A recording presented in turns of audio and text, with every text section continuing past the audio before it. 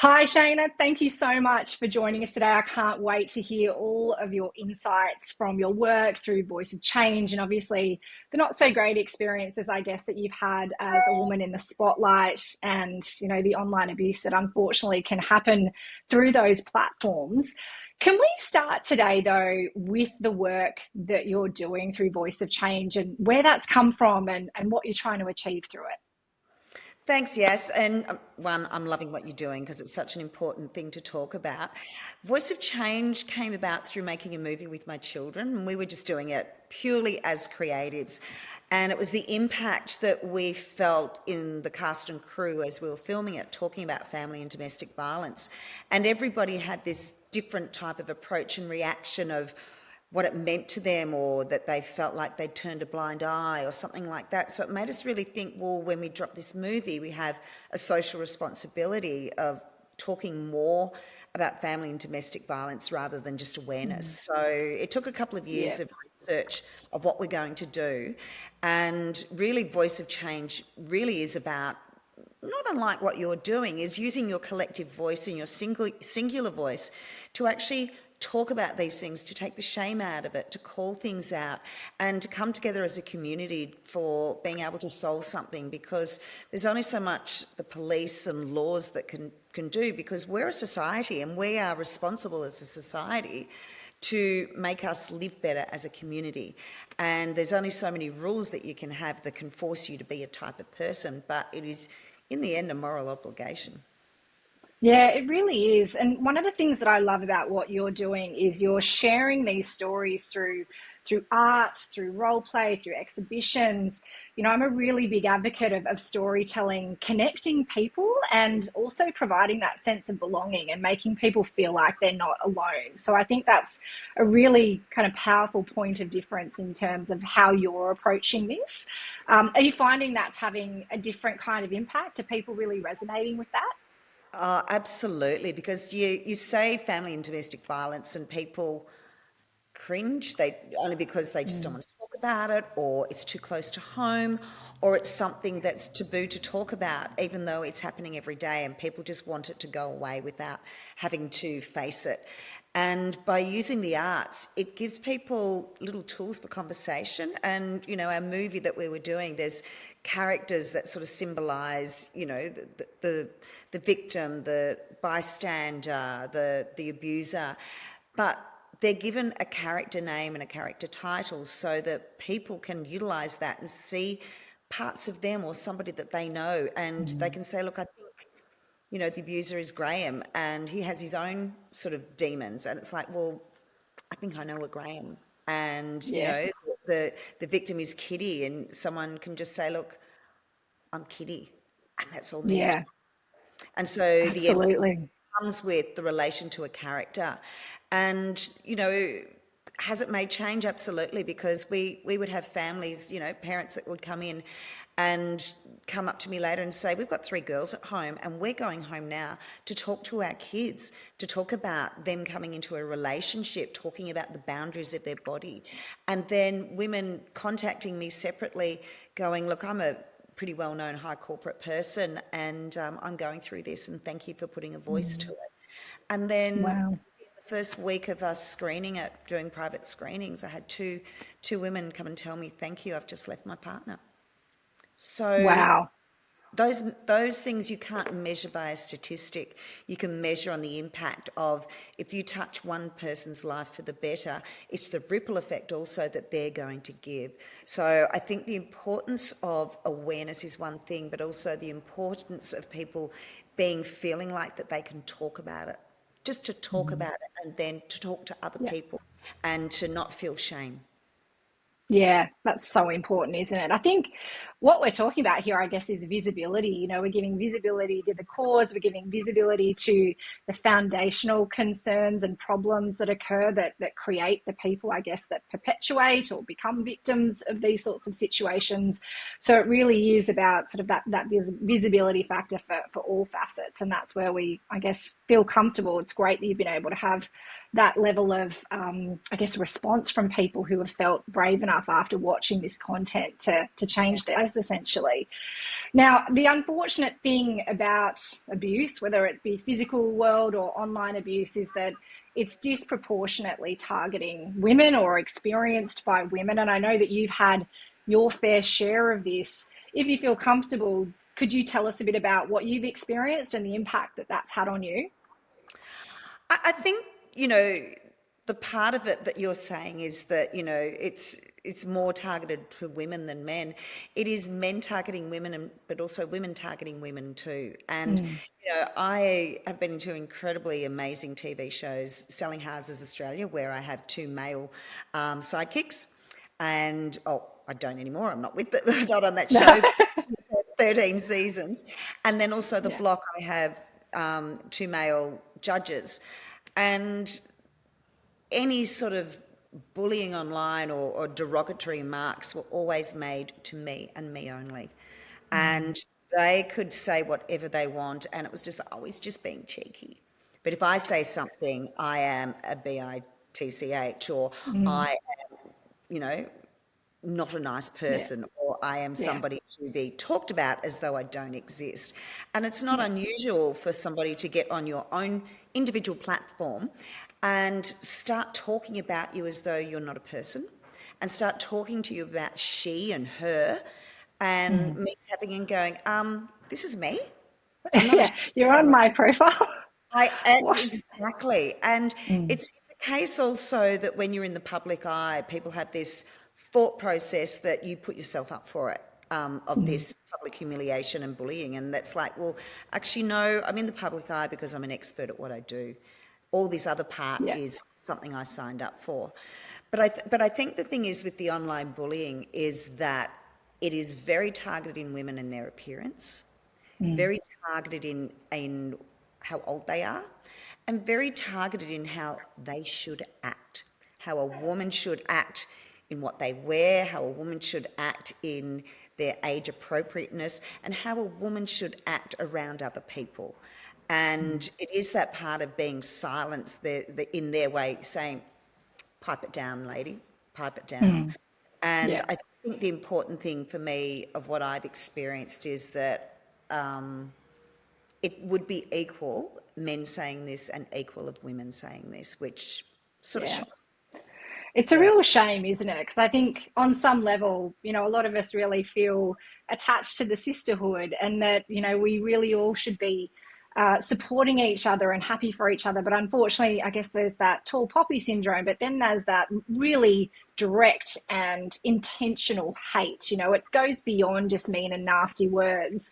A lot of people don't know the definition, but there's a term, a phenomenon called the online disinhibition effect, which is what people experience in these situations, this willingness to do and say things in an online context that they would never say in a physical world scenario. And it's really interesting because it's not just about being nasty as well. It also incites fear, doesn't it? It crosses that line into yeah, your reality. Tell me a bit about your thoughts on that. I agree with you wholly on that, and I'm glad it's been given a title, because the thing is, for me, is that it's not just about talking about those elements. It's about people sliding into your DMs and threatening your safety.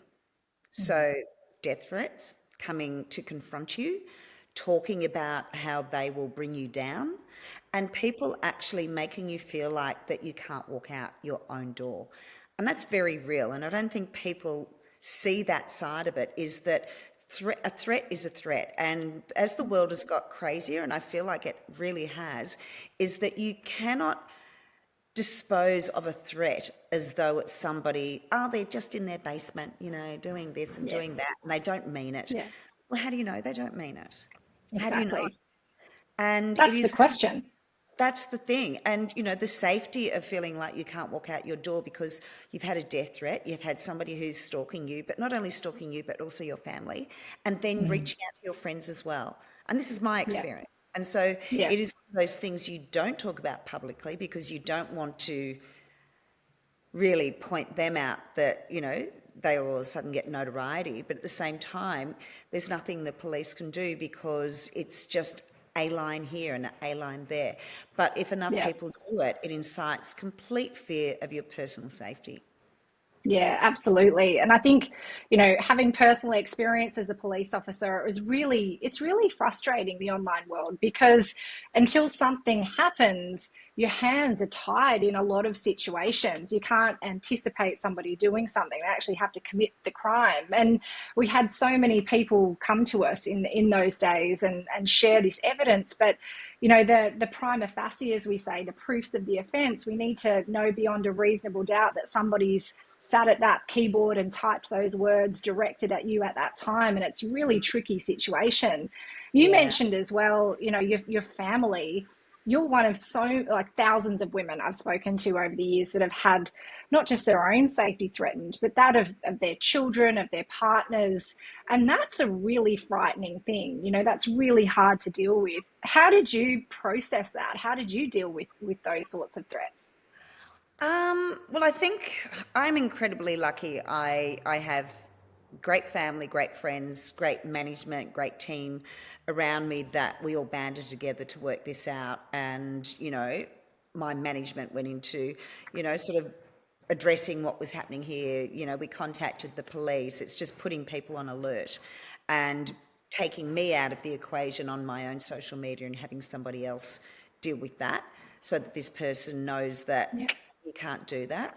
I think it's as much as I'm in the public eye and I've braced myself in so many parts, that's not for your family. Like, that's not for your children. All they Yeah. can do is see that your mum is being harassed and really being pushed to the limit. And that's quite a different mental health issue for your family to go, well, is mum safe? Is she going to be okay? Can you text us? Can you do that? So there's a fear that children shouldn't have to have about their parents, just Yeah. because somebody, I feel, is very weak.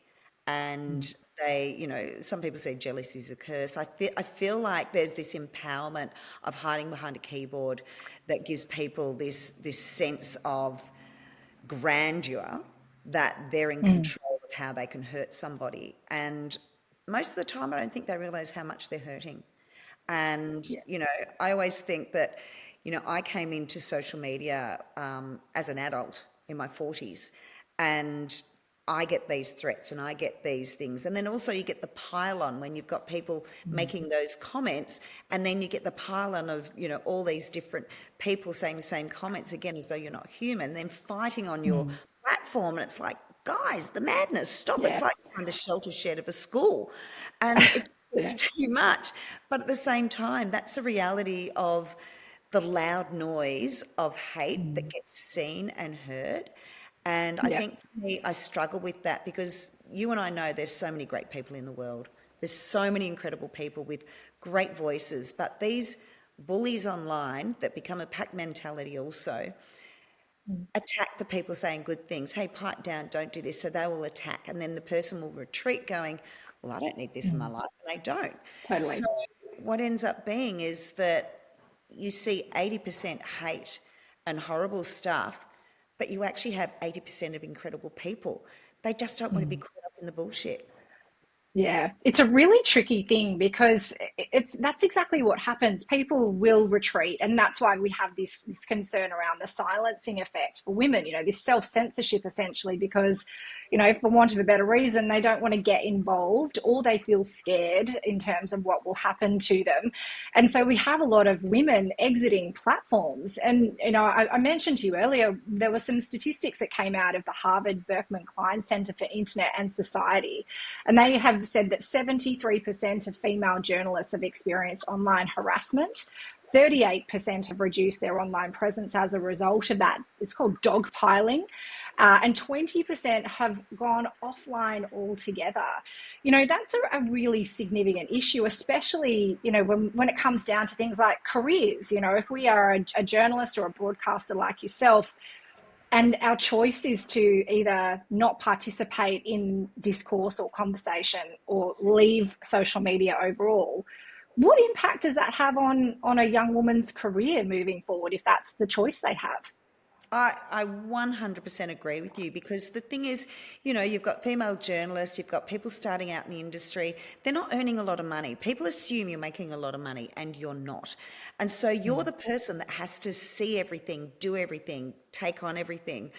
I now have the luxury because I've been in the industry for so long, and I also have work outside of TV, and I have my own design business and workings with other incredible companies that I now pay somebody to help me with my social media. I still look at it and I still veto and we work together, but I'm not in control of every post that goes on. And it's for that reason of one, I'm so busy, but two, I shouldn't have to look at it all the time to make sure that what's going on there, that I'm safe and the people watching and following me are safe because people don't Mm. want to see that and they don't want to be part of it.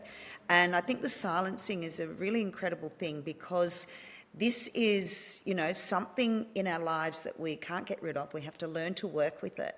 But unfortunately, what you see written can really hurt and be emotionally tattooed into your mind that it really becomes one of those times where people just go, it is easier to be quiet than to actually be emotionally traumatized. And we Yeah, get, and yeah, it comes down to not fair, but at the same time, what do we do? Because yeah, to me, like you, enough's enough. Enough. We need to stand yeah. up and have louder voices. But what happens if standing up and having louder voices is at what cost? Yeah, and it just perpetuates it, right? So I guess that's the point of these sorts of conversations is awareness and advocacy is so important. But I think, for the women of the world, we don't want to be apathetic about the solution. What is the solution? We need to look at, what technology, in the age of AI, this amazing technology at our fingertips, how can we be using that to try and create safe online spaces? I know that the Safety Commissioner, for example, talks about safety by design. But if we're in our workplaces as well, what are organisations doing to try and safeguard their employees from a safe work perspective? These are environments now where they have to not only safeguard their physical safety of their employees, but also the psychological safety of their employees. Did you ever get, I guess, robust support services, education? Are there policies in place that you think are really effective in the industry? Without naming names, I guess. No, there's never been anything. It's all about you working out how you deal with this. And, because there's also, when shows are, I apologise for that pinging because I It's like off. the age of technology, don't worry. Um, I think the thing is, the only things that are in place in media is PR, and PR is only for when a certain show is happening, and there's nothing that helps you afterwards. There is Mm, definitely services of, of mental health if you're having a problem, if you're sharing it, but that helps you after the fact. It doesn't help you when things are happening, and mm, there is that part of it that walking away at the moment is the only solution. And that mm. comes down to what you're saying is that silencing. So Yeah. walking away of, for me, I have a brand. So I work my social media as a brand. I don't do it as a person. And I think that's my key. Whereas, for somebody else that is a journalist or an athlete, it's not so much about the brand, it is about their craft and who they are. And that you have to do singularly. And, athletes, as we know, don't earn a lot of money. And young journalists don't earn a lot of Mm, money. So they can't afford to have an outside team doing that for them because they're not running a yeah. business. And I think it's also, I don't think we have enough knowledge of what to put in place for protection when people are still learning how IA is being used, how social media is, and what do we need to do to stop it. And I think we're in that incredible land of investigation, which I think is really important. Mm, We've never had this investigation before. And I think that part is so important because then we can ask the questions, well, what do we do? How do we tackle it? There's these mm, tools. Does that work? That doesn't work. But at the moment, I think mm. the only thing that works is stepping away. Yeah, it's an unwinnable situation, right? Because you mentioned young journalists, you mentioned athletes. who require a platform to be successful. If the only way they can not be hurt or harmed is by stepping away, it's just not a fair situation. And I think having these conversations, as much as they are conversations, are really critical, because we've got to understand anecdotally how this is happening. When we think of athletes, for example, one thing that a lot of people don't know is that what underpins a lot of the abuse of athletes is betting culture and alcohol, for example, in our country. We know, and you would know this as well, State of Origin night, one of the worst nights in the country for domestic violence incidents. The same thing rolls out in the online space, and it's a really tricky situation for a lot of women to be in, and girls. Now, looping back to where all of this begins, this is an area I work in a lot around online safety and youth. It is a very gendered crime in terms of victimization.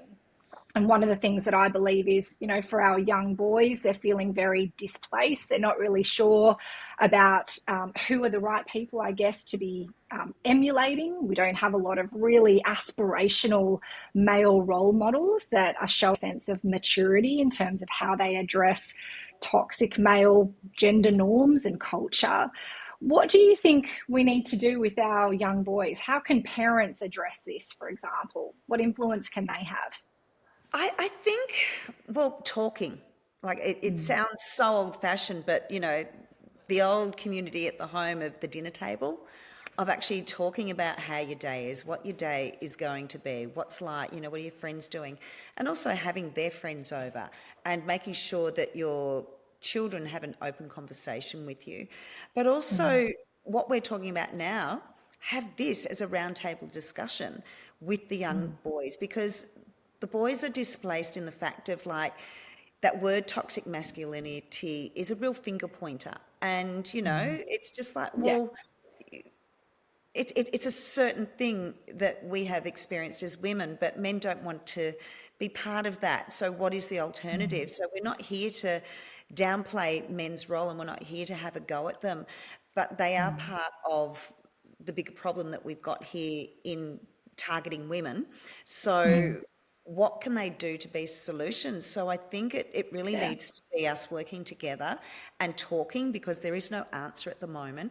There are incredible groups that we've worked with called Man Cave and Tomorrow Man, and they also have Tomorrow Yeah. Women, that go into high schools and communities, and they just talk to boys and they talk to men, Yeah. because Yeah. boys are feeling guilty because they're being told that there's toxic masculinity, but they're really kind, beautiful kids, and they don't have the role models that they need. Yeah. So I think it's those sorts of in-class situations of good role models in these types of community projects. It's not always that one person that you look up to that is your teacher. And I think, interestingly, I get asked sometimes, like, who was your role model growing up in design? Who was your role model? And I never actually had a physical person. It was somebody that I admired on the other side of the world and what they did, but I just looked how they carried themselves, how they held themselves. And so I modelled some of my attitudes on, well, what would they do? And so I think that is something that we could look at, in that, there's young Yeah. boys, they may not actually have access to Tomorrow Man, Man Cave, to these communities, to these conversations. It might be that somebody that they really admire as a sportsman that they would never possibly meet. One day they might. But it's, how does that person carry themselves? Why do I admire them? And, what are they like in the public? And what are those parts of them that I can really tap into about being the person that I want to be?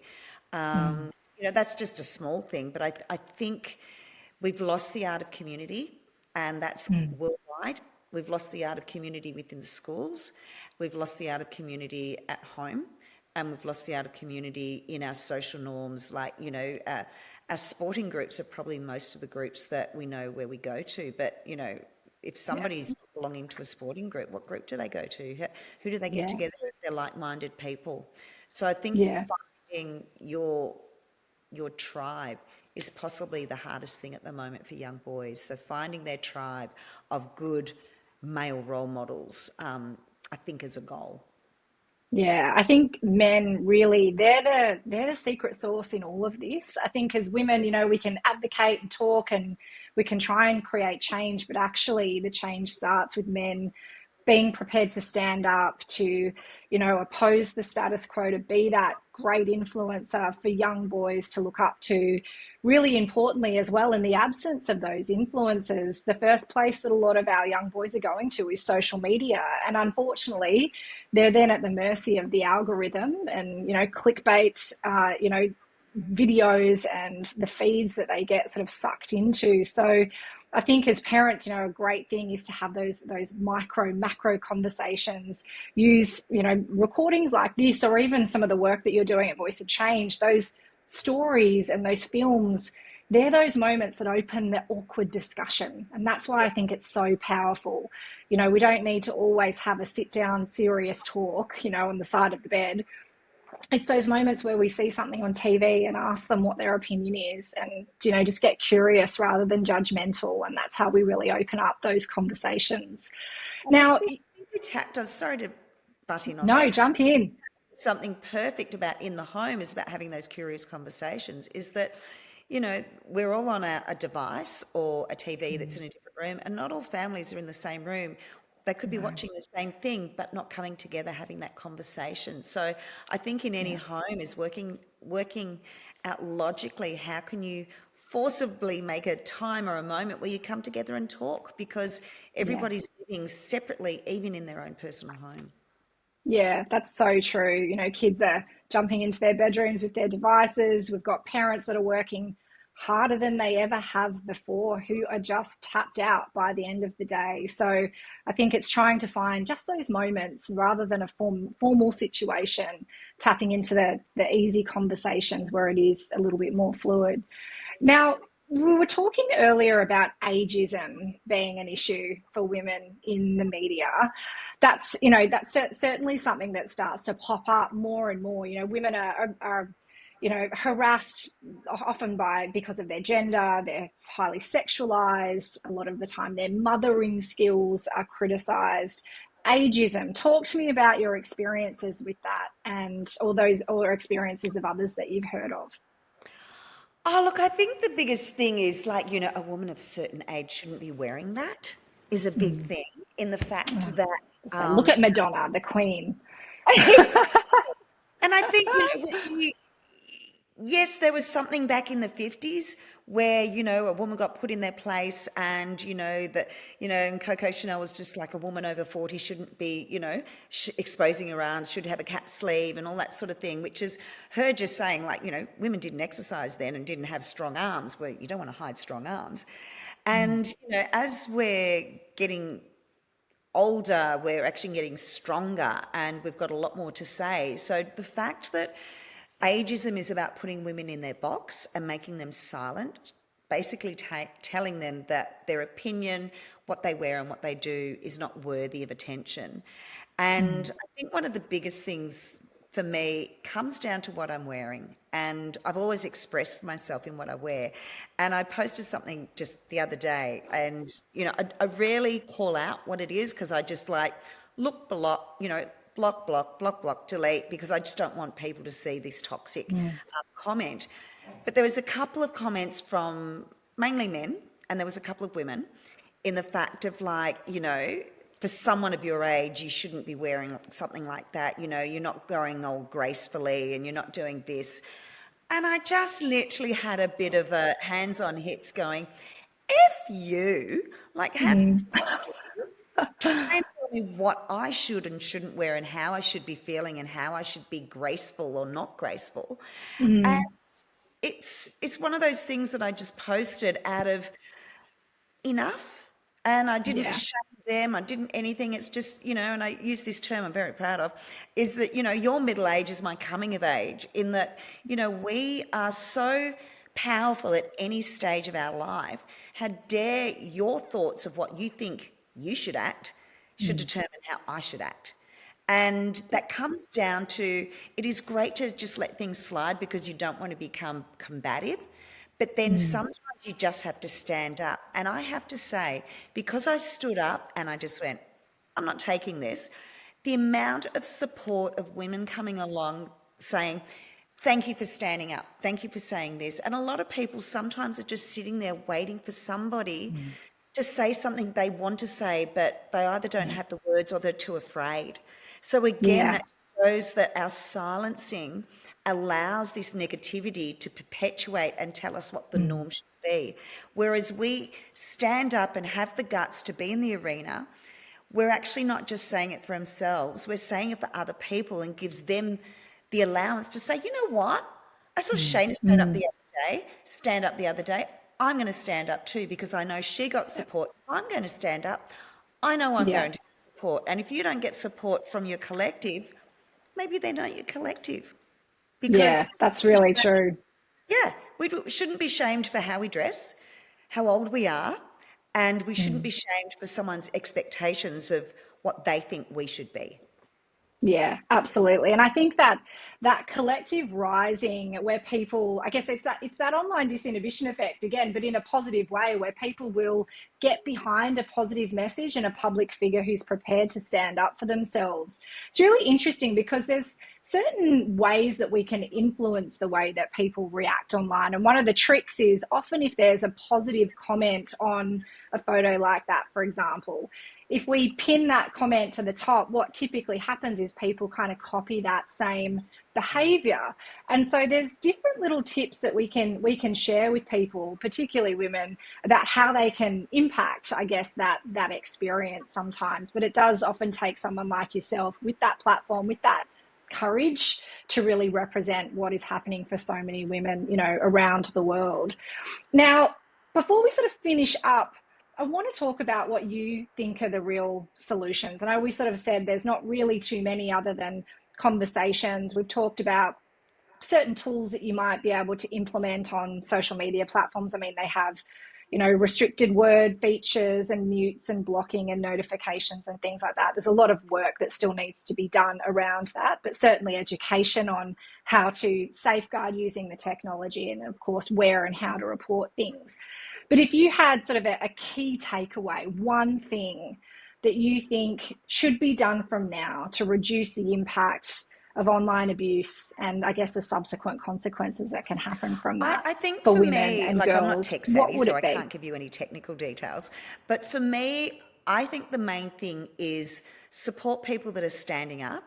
And I think we need to support each other. So it's not just about you being insular and protecting yourself. It's about standing up for other people when you see the abuse, whether you stand up for them online or you take them aside and go, hey, I saw what happened the other day. Are you okay? Are you all right? Yeah. And I think that's the really important thing is that we need to humanize because social media is dehumanizing and it has dehumanized how we converse with each other, how we expect to be, and how we are looked at. And I think we need to humanize the experience. And that's not about putting all your emotions, raw on the platform, is that pick up the phone to talk to somebody, reach out to them, ask them if they're okay. What can I do to help? Would you like me to post something? Would you like me to support you in this way? And I think for me is that we're placing so much reliance on our digital appearance that we forget about the human appearance away from the digital world. And I think if you've got so much support away from the digital platform, that the way you react and look at the digital world could be quite different. That's just my experience. I'm not an expert in any of this shape or form, but it's just for me, knowing that I've got incredible support behind the scenes makes a big difference to how I react and how I feel confident on the digital platforms. Yeah, I think that's a really great piece of parting advice. Community is everything. We know that online actions have offline consequences. When we read that nasty tweet or comment, it doesn't leave us. And so reaching out and just checking if people are okay in the exact same way that you would if it happened to a friend of yours on the street while you were standing there, that's the action that each of us can take. And if we each do that one thing, this is where we really change from a moment into a movement, essentially.